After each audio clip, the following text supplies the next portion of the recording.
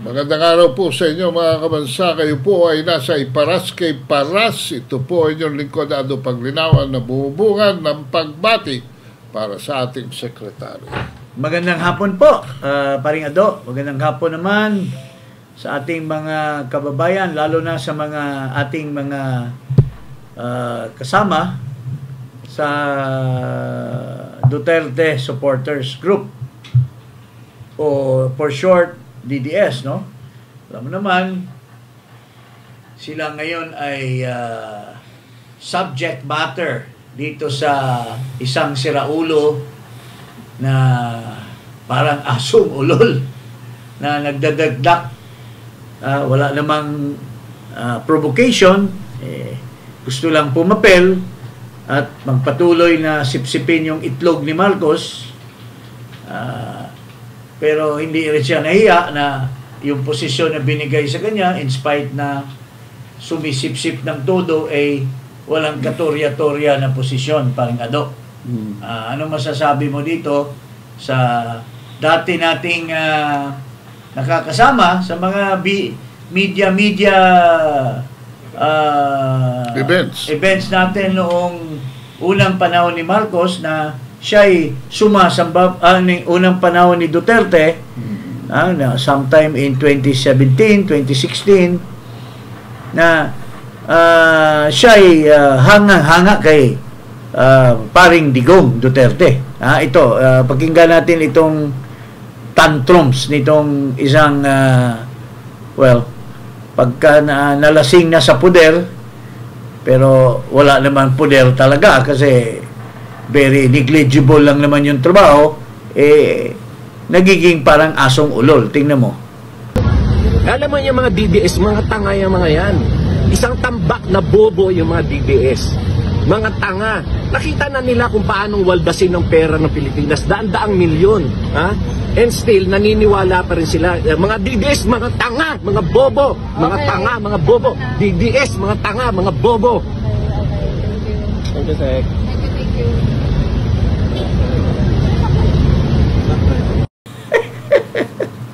Hindi na ako nakakuha ng update dyan, Jed, kung binigyan niya ng opisina at saka staff Parang honorific lang yung binigay sa kanyang titulo. Pero may sweldo, sweldo naman siya. When things do not go his way. Kasi dati kasi mahilig itong nasa limelight, but when he is not being pansin, there is no pansin on him, gumagawa ng mga eksena.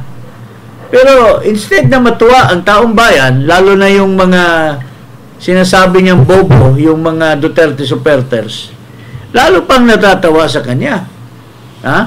Hindi ba? Na alam mo ba yung British actor na spy, di ba? Mukhang kamukha nito. Anong pangalan ng actor na yon? Si Mr. Bean.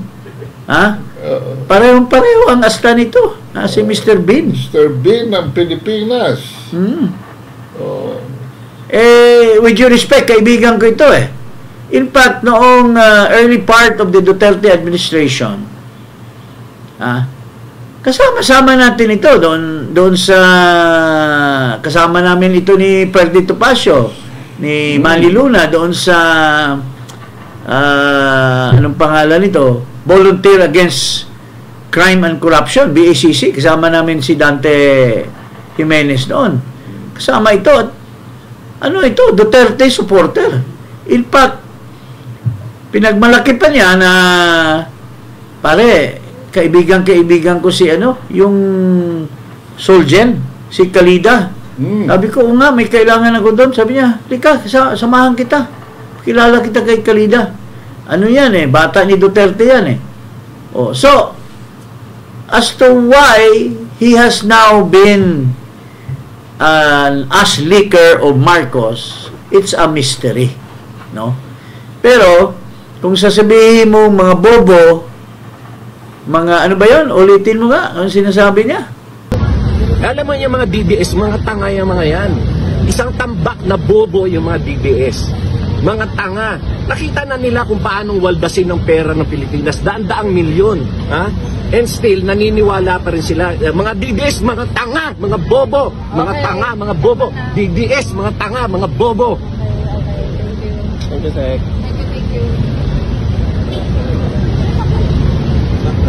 Tanga daw, mga bobo. Ano ba yung hawak ng papel? Ewan ko. Ewan ko, may hawak siyang papel. Nagwaldas daw. Ang siguro, tinutukoy niya, si Sara Duterte, nagwaldas ng pera. Pero hindi niya alam na katiting lang yung intelligence fund na napunta kay Sara. Yung kanyang amo na sinisip-sip niyang puwet, kadami-daming intelligence fund at saka confidential fund. Dapat yon ang pagtuunan mo ng pansin, Larry, kasi napakalaki ng pera ang ginagastos ni Marcos at wala namang nangyayari sa ating bansa. Napaka-bilyon-bilyon yung kanyang confidential fund, but he has not made a report to the people how he spent that money. So kung sasabihin mong tanga at mga bobo ang mga sumusuporta kay Duterte, ano pang tawag sa iyo? Unang-una, mas masahol ka pa sa tanga at saka sa bobo dahil may proof na ganun ka as presented by the Supreme Court. Sinipa ka nga na abogado Paring Ado, ano masasabi mo? Kasama natin ito dati pero ikaw, ano bang masasabi mo dito sa wala na ito, Mr. Bean na ito? Wala naman sa issue yan Pero kung ako si Larry, sa laki ng nakukuha niya ngayon kay Bobo Marcos, pipili ako ng magaling na barbero. At saka para maayos yung gupit mo at saka yung mukha mo ay mabunsilya. Kasi talagang kamukha ka ni Mr. Bean Kung a-appear ka sa telebisyon, be presentable naman. Oo, pwedeng kapalit nung dati mong kapangalan. Sino ba yon? Anong pangalan nun? Si Dolphy. Yun ang pwedeng kapalit niya. Komedyano ka Oo.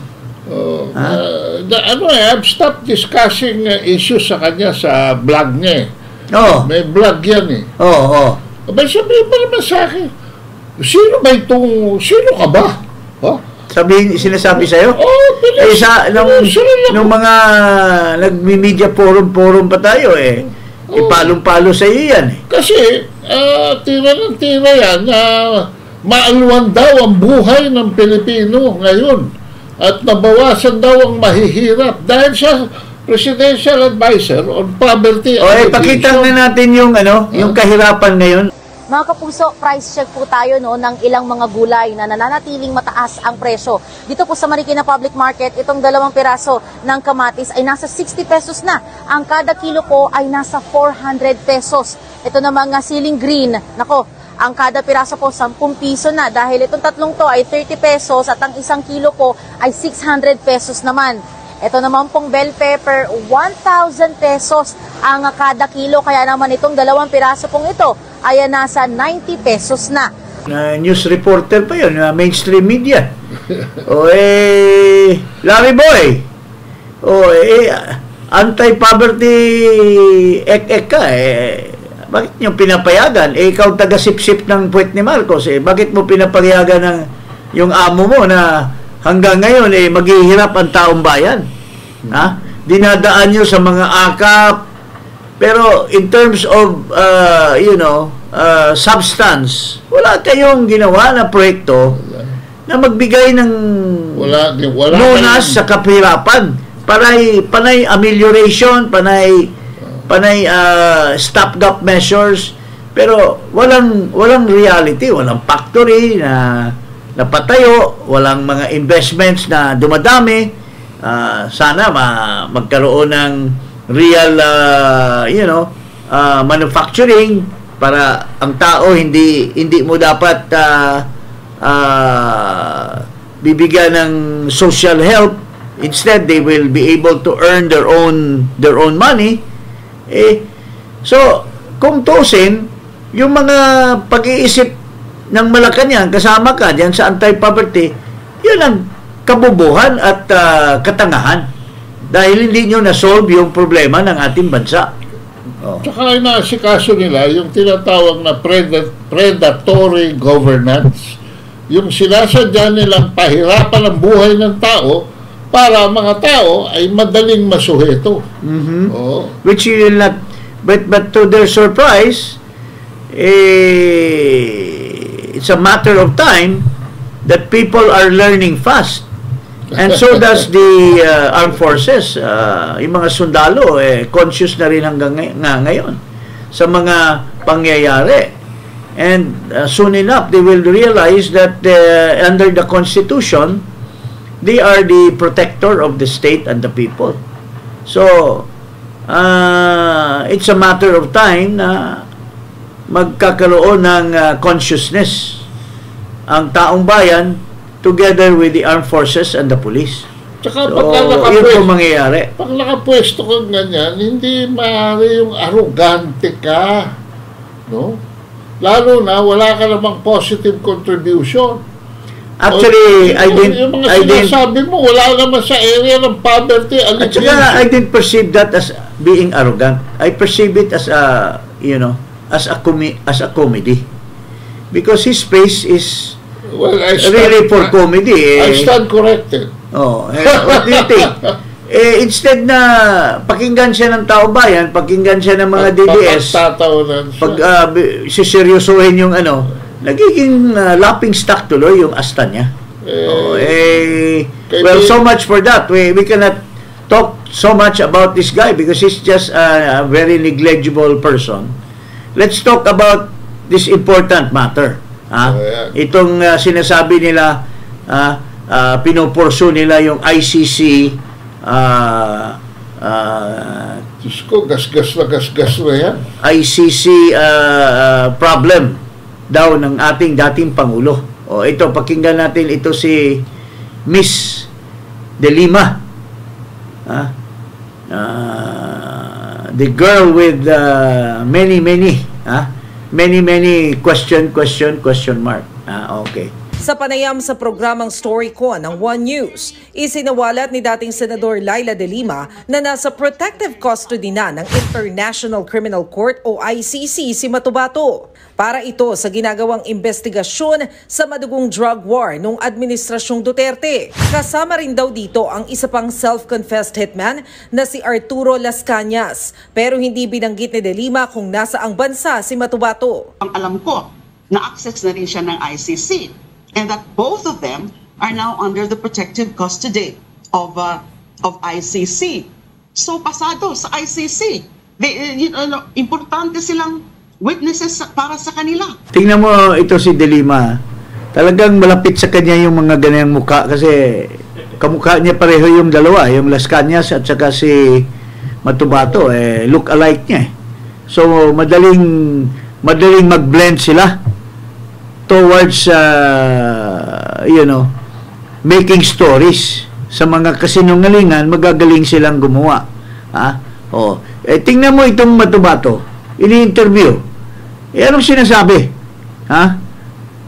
May ipapatunay ba ito sa ICC? Ito, pakinggan natin na mabuti ko itong mga kamag-anak ni De Lima or mga pinsan niya, mga look-alike niya. Ito. Dahil matagal ako nagserbisyo sa kanila, sa umpisa kong trabaho, 1988, nagbuo ng grupo si Mayor Duterte na Lambada Boys kung liquidation squad. Ang trabaho namin, pumatay ng drug pusher, kidnapper, hold-upper, rapist. Yan ang trabaho ko. Sa pag-umpisa ko, maganda talaga yung kuwan ko kaya nakakatulong kami sa taong mga mabait. Kaya ang pinapatay namin, mga masamaman sa tao. Yan ang inuutos sa amin. Bago ka pumasok dun sa Lambada Boys. Yun yung simula ng death squad. Yung liquidation squad. Nakapatay ka na ba? Wala pa. Ano mo pa titistigusin niya? Wala pa palang napatay. Tapos ano siya, member siya ng death squad. At saka doon siya sa ate niya, yung kamukha niyang Laila de Lima, ginagawa siyang testigos para mag-testify na mamamatay tao si Duterte. Pero paano naman siya member ng death squad? Tinanong siya kung may napatay na ba siya. Wala pa daw siyang napatay. So, anong klaseng death squad ka? At saka anong klase kang testigo dito sa ate mo na si de Lima? Nakakahiya naman yata yan, ha? Paling ano mas saboy mo dito? Parang bato, itapon mo pag tawag ko din mga WOT. Waste of time. Yan. Walang na-achieve yung makinig ka sa mga ganyan klaseng tao.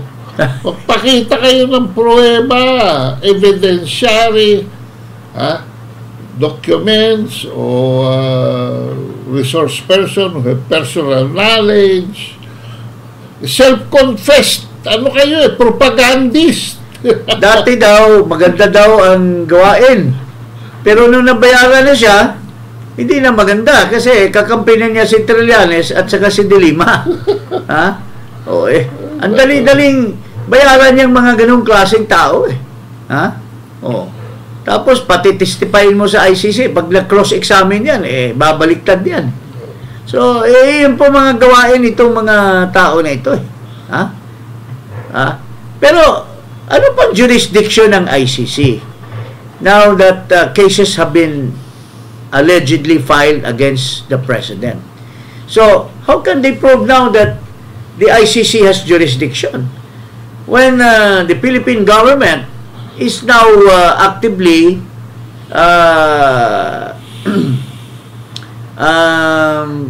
using its instrument of the state to prosecute the former president. So, paano pa manghihimasok ang ICC? The ICC is only well known in countries na acquire sila ng jurisdiction when that country has no judicial system, when there is when there is a failure of the judicial system. But dito nag-appeal pa nga si Duterte sa Congress. Dalawang beses sa Senate at saka sa House. He is being investigated on certain matters, and the report is now forwarded to the Department of Justice, and certain cases are being filed against the Duterte and his family. Anong masasabi mo dyan? Earlier cases of EJK have already been dismissed by the Supreme Court with finality. So, where is the basis of this? Where is the foundational basis of all these allegations except propaganda and paninirang puri? No? Kung wala kayong pruweba, huwag nyo i-invoke ang justice system. Because dyan, hindi pwede ang hearsay, hindi pwede ang self-confessed propaganda. Nako, ito lang namang mga siraulo na, alam mo, hindi ko alam.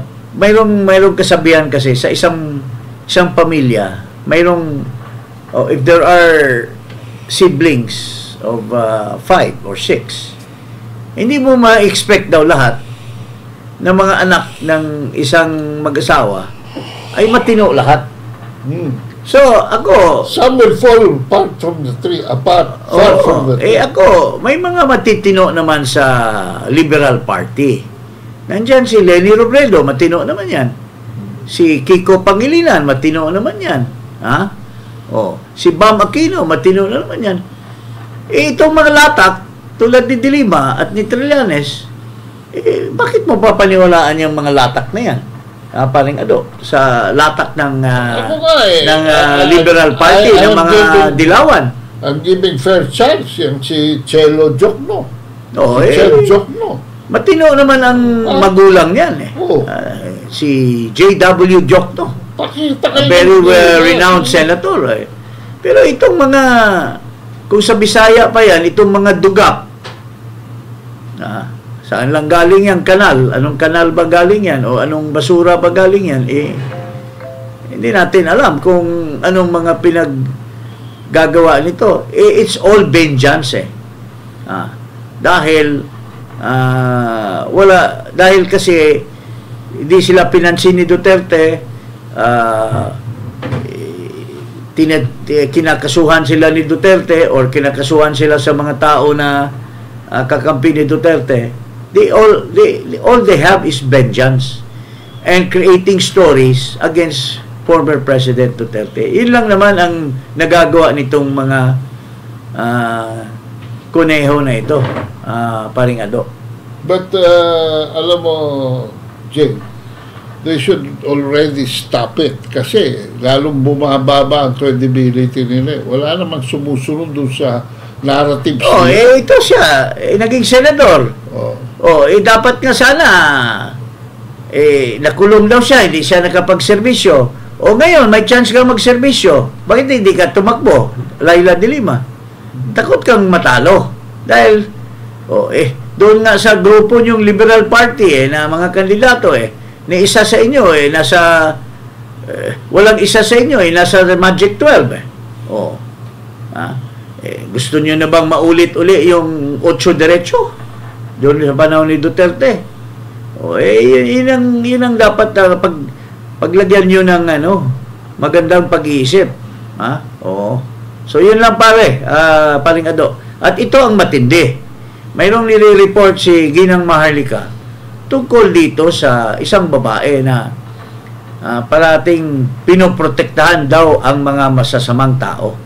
Lalo na yung tungkol sa droga. Ito, pakinggan natin. Tatanungin natin, gaano ba katotoo itong report na ito? Breaking news ito. Actually, kahapon, mga kababayan ay may tumawag sa akin. Sino yung tumawag? Okay, of course, concern na concern, ito ay taga-Ayala, Alabang. So, nung tumawag siya sa akin, chinek ko yung balita, wala pang balita about dun sa sinabi niya. Pero, ano ang nangyari? Ayon sa ating puting ahas na taga-Alabang, Alabang na naman, di ba? May naganap nung nakaraang araw na pag-raid ng mga kapulisan. Okay? Na mga kapulisan, team effort. May PIDEA sa isang manufacturing ng pulburon manufacturing. Remember? Ang BFF ni Marcos Jr. na si Mark Anthony Sayarot sa Alabang din nahuli. 2 bahay ang nerentahan niya doon at yan ay nakalagay sa media, but recently this year ay napawalang sala si Mark Anthony Sayarot.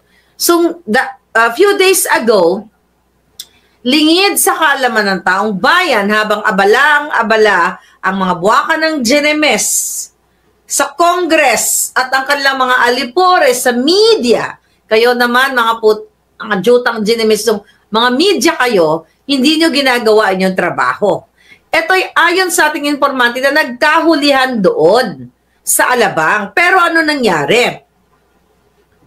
Ang ginawa po ng drug lord o ng pulburon lord ay ipinagmalaki pa na BFF o kaibigan niya si Liza Tanas. Ano ang nangyari? According to our source, tumawag itong pulburonic lord. Hindi pa lang pinangalanan kung sino yung pulburonic lord. Pero one thing ang sigurado, ang ating informante ay tumawag kay Liza Tanas at kay Bangag. More kay Liza Tanas. Na eto, hinuli ako, dinadampot ako dito, gawan mo ng paraan. Ano ang nangyari? More ganun ang conversation according to our source. Then, alam nyo ba? Alam ng media ito. Kasi, ayon sa ating informante, may kasamang media doon sa Alabang. So, ang ginawa, pina-stepleran ang bunganga kung sino man yung media na yon. Ang ginawa ni Lisa Tanas, according to our source, pinadalhan pa ng security. Ang ginawa ni Bangag Jr. at ni Lisa Tanas, pinadalhan pa ng security, PSG, itong nahuling drug lord, ayon sa ating source, mga palaga, ayon sa ating puting ahas. Ano ba totoo yan? Alam mo, nakakatakot na ngayon na paring Ado. It seems that there is really chaos in our nation. Paring Ado, ano pang madadagdag mo sa mga pangyayari ngayon sa ating bansa?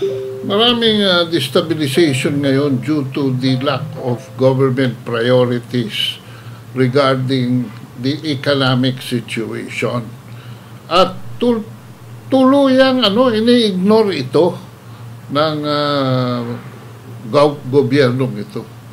Walang tayong nakikita kundi ayuda to stimulate. Paano? Miski It's a cover up. It's a patay cover na up. economy, miski sundutin mo ng kutsilyo yan, hindi aanbar It's a yan. cover up para hindi aalma ang taong bayan. Pero you cannot do that forever. Do you know how much is our exchange rate now? 1:59. Do you know how many trillions of pesos is our debt, yung utang ng ating bansa? Magkano na bang utang ngayon? Sa Amerika nga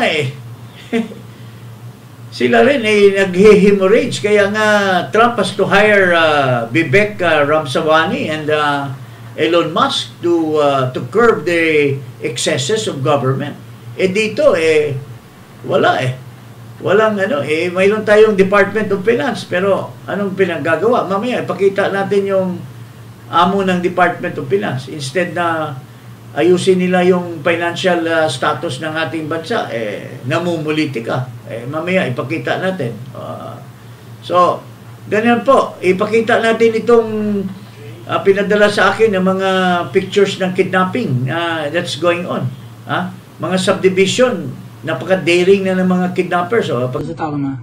知道了。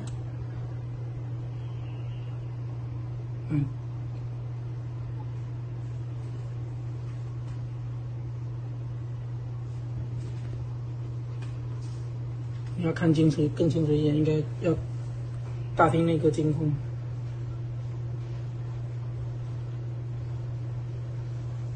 没人把他们的那些单子拍下来什么吗？那个他带的那个他是拿了一张炮哥的照片。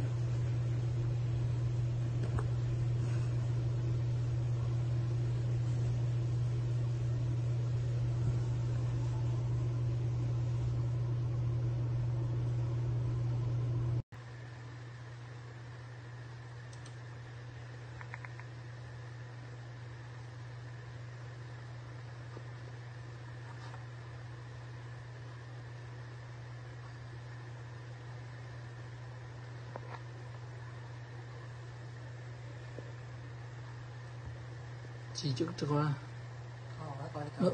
这个二个呢要考的，这个嘞，他们搞手机的，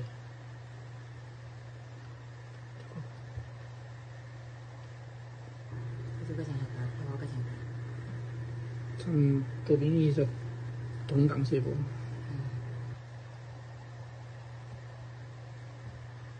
知道这个中国人的话不认识。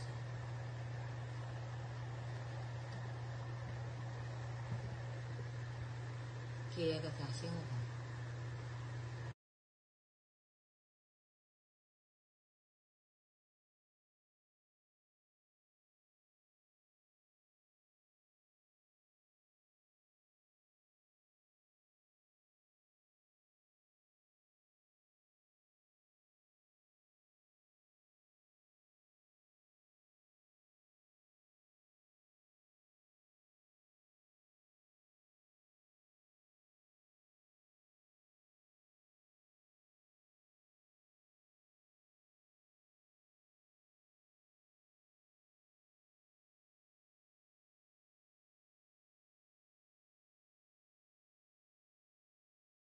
Pinasa lang yan ng isang kaibigan ko na rampant daw. It's just a comment from another Filipino that there's rampant kidnapping now going on in and it appears even by the Philippine National Police. Oo. Anong ginagawa? Ito ba iniimbestigahan? General Malbil, ano ba yan? Ano bang nangyayari ngayon sa ating bansa? Quacom! Anong ginagawa ninyo? So, yun po, there is too much drugs, sinasabi ni Marlica. Ang PSG pa, ang ginawang protector ng drug lord. Upon the instance of the powers that be. So, ano pong happening ng ating bansa ngayon, mga kababayan? Kaya it's really right for Filipinos to be involved, to make a difference. Kasi sooner or later, can we still wait for another 3 more years for this administration? Napakalaki na ng utang ng bansa. Tuloy-tuloy ang amelioration, social support sa taong bayan kasi walang kinikita, napakamahal ang bilihin. We are a state of mendicancy, pare. We are already a state of mendicancy. So, ano po bang solusyon dito? Good governance. Competent leadership. Charismatic leadership. Mukhang doon pa lang sa impeachment, hindi siya sinusunod ng kanyang nagtitext pa siya personal sa mga members ng Congress, tumuloy pa rin yung impeachment. So, we're having a lame duck president, a lame duck administration. Masyado ng lame duck to. Kung ganun man, huwag kalimutang mag-subscribe dito sa Iparas kay Paras at i-click ang notification bell sa YouTube channel ko na rin po at Ado Paglinawan. Iparas kay Paras.